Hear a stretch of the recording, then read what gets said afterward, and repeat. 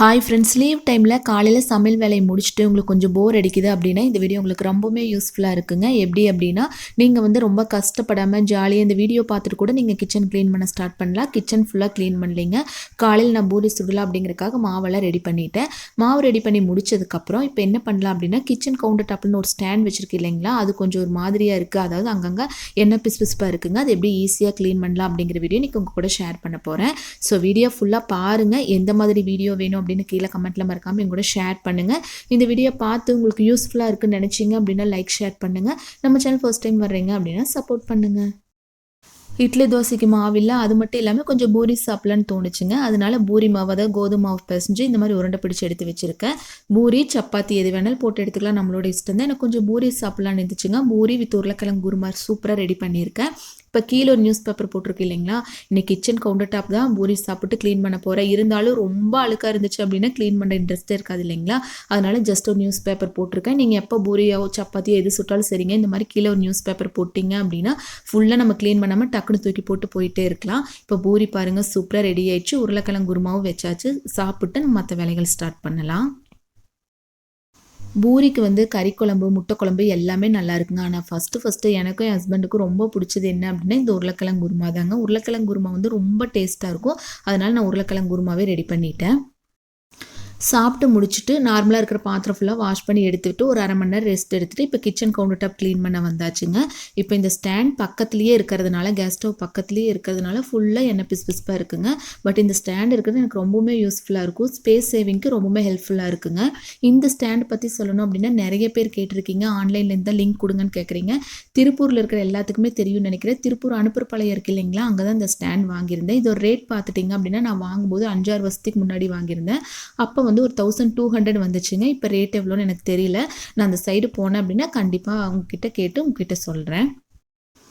இப்போ இந்த மாதிரி பாத்திரமெல்லாம் வாஷ் பண்ணும்போது ஃபுல்லாக ஒரே நாள் க்ளீன் பண்ணாமல் ஜஸ்ட்டு டைம் இருக்கும்போது இந்த மாதிரி க்ளீன் பண்ணிக்கோங்க. டிவியில் ஏதாச்சும் பாட்டு போட்டுவிட்டு க்ளீன் பண்ணிங்க அப்படின்னா டக்குன்னு க்ளீன் பண்ணுறக்கும் நல்லாயிருக்கும். அதே சமயம் ரெஸ்ட்டு வந்து நமக்கு தேவைப்படாது பாட்டு கேட்டு க்ளீன் பண்ணும்போது. இப்போ அந்த பாத்திரம் ஃபுல்லாக வாஷ் பண்ணி எடுத்து வச்சுட்டேங்க.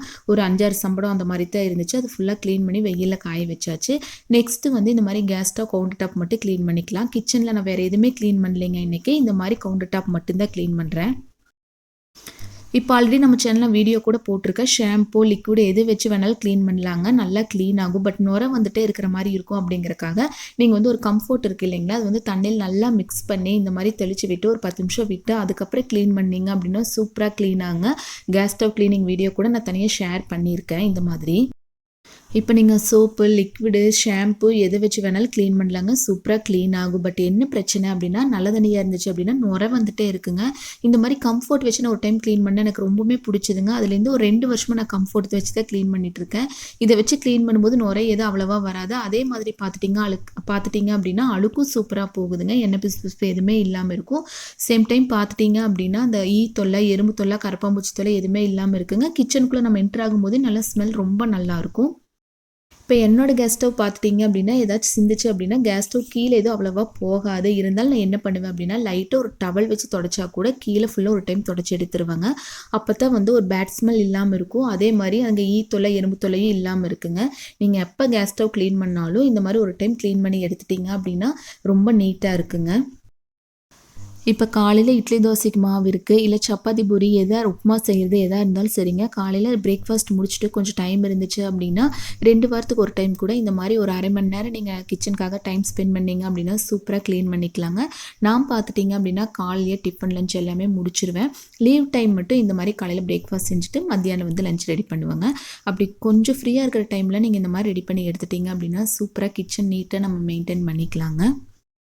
ஸ்டாண்டில் வந்து இந்த மாதிரி ஒரு மேட் போட்டிருக்கேங்க. அதுக்கு தகுந்த மாதிரி கட் பண்ணி நான் வந்து இந்த மாதிரி உள்ளே வச்சுருக்கேன். இதே வந்து செல்ஃப்க்கு எல்லாத்துக்குமே நான் போட்டு விட்டுருக்கேன்.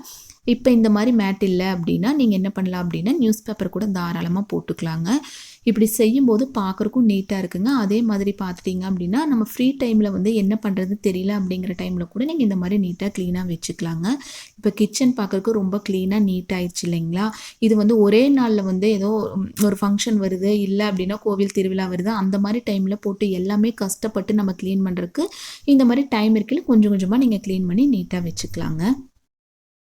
இந்த மாதிரி எல்லாமே க்ளீன் பண்ணி முடிச்சுட்டு நான் உங்ககிட்ட இன்னொன்று ஷேர் பண்ணுறேங்க. என்ன அப்படின்னா, நான் வீக்லி ஒன்ஸ் வந்து எல்லா காய்கறிகளுமே வாங்கிட்டு வந்து வச்சுக்குவேன். டெய்லியுமே என் பசங்களுக்கு வந்து பொரியல் கொடுத்து விடணும். அதனால் வீக்லி ஒன்ஸ் வந்து எல்லா காய்கறியுமே வாங்கிட்டு வந்துடுவேங்க.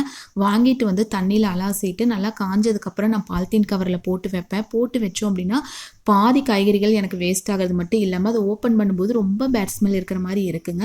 அதுக்காக ஆன்லைனில் பார்த்து இதை ஆர்டர் போட்டிருந்தேன். இதோட ரேட்டு, இது எந்த இதில் பர்ச்சேஸ் பண்ணேன், அந்த மாதிரி எல்லா டீட்டெயில்ஸுமே வந்து நான் ஃபஸ்ட்டு கமெண்ட்டில் கொடுக்குறேன். உங்களுக்கு நீட் இருந்துச்சு அப்படின்னா நீங்கள் செக் பண்ணி பாருங்கள். கேரட்டு, பீட்ரூட்டு இதெல்லாம் வாங்கணும் அப்படின்னா தனித்தனி கவரில் தாங்க போட்டு வைப்பேன். நல்லா தண்ணியெல்லாம் வடிஞ்சதுக்கப்புறம் தான் எடுத்து ஸ்டோர் பண்ணுவேன். எப்படி நம்ம ஸ்டோர் பண்ணி வச்சாலும் அது பார்த்துட்டிங்க அப்படின்னா லைட்டாக தண்ணி விட்டு அந்த இத்த மாதிரி இருக்குன்னு சொல்லுவாங்க இல்லைங்களா, அந்த மாதிரி ஆயிடுது பாருங்கள். பார்த்தாலே உங்களுக்கு தெரியும்னு நினைக்கிறேன். அதனால் இப்போ என்ன பண்ணுறது அப்படின்னா, காய்கறிகள் வாங்கிட்டு வந்தோடனே தண்ணி நல்லா அலாசி நல்லா தண்ணியெல்லாம் வடிஞ்சதுக்கப்புறம் இந்த மாதிரி இதில் நான் ஸ்டோர் பண்ணி வைக்கிறேங்க. இந்த மாதிரி இருக்கும்போது நம்ம ஃப்ரிட்ஜுக்குள்ளே வைக்கும்போது நீட்டாக இருக்கிறது மட்டும் இல்லாமல் காய்கறிகள் வந்து ஃப்ரெஷ்ஷாக அப்படியே இருக்குங்க. இப்போ எல்லாமே இது வந்து நான் 2 கலரில் வாங்கினேங்க. ஒன்று வந்து லைட் பிங்க், இன்னொன்று வந்து ப்ளூ கலரில் வாங்கியிருக்கேன். 3 சைஸில் இருக்குங்க. நம்ம வாங்கும்போதே 3 சைஸ்லேயுமே 2 கலர்லேயுமே சேர்ந்து கொடுத்துட்றாங்க. ஒன்று வந்து நல்ல லாங் சைஸில் இருக்குது, ஒன்று வந்து மீடியம் சைஸில், இன்னும் வந்து ஒரு சின்ன சைஸில் இருக்குங்க. நம்ம அதிகமாக தக்காளி, கேரட்டெலாம் அதிகமாக வாங்கினோம் அப்படின்னா இந்த மாதிரி பெருசாக இருக்குது இல்லைங்களா, அதில் போட்டுடலாம். கருவேப்பிலை, கொத்தமல்லி இதெல்லாமே இந்த சின்ன சைஸில், இஞ்சி, பச்சை மிளகாய் எல்லாமே இந்த மாதிரி சின்ன சின்ன இதில் போட்டு வச்சுக்கலாங்க. இது ரொம்பவுமே யூஸ்ஃபுல்லாக இருக்குங்க. பார்க்குறக்கும் நீட்டாக இருக்கும். ஃப்ரிட்ஜில் வைக்கும்போது பார்த்துட்டிங்க அப்படின்னா ஸ்பேஸ் சேவிங்க்கும் ரொம்ப ஹெல்ப்ஃபுல்லாக இருக்குங்க. மெயினாக என்ன அப்படின்னா காய்கறிகள் கெட்டு போகாமல் இருக்கிறதுக்கு எனக்கு ரொம்பவுமே இது பிடிச்சி. ஓகே ஃப்ரெண்ட்ஸ், அவ்வளோதான். இன்றைக்கி பார்த்த இந்த வீடியோ ஏதோ ஒரு வகையில் ஏதோ ஒரு டிப்பாவது உங்களுக்கு யூஸ்ஃபுல்லாக இருக்குன்னு நினைக்கிறேன். இந்த மாதிரி வீடியோஸ் பிடிச்சிருக்கு அப்படின்னா, இந்த மாதிரி ஃபர்தராக நான் போடணும் அப்படின்னா நீங்கள் கீழே கமெண்ட் லெசன்ஸ் சொல்லுங்கள். இந்த வீடியோ பிடிச்சி லைக் ஷேர் பண்ணுங்கள். தேங்க்ஸ்.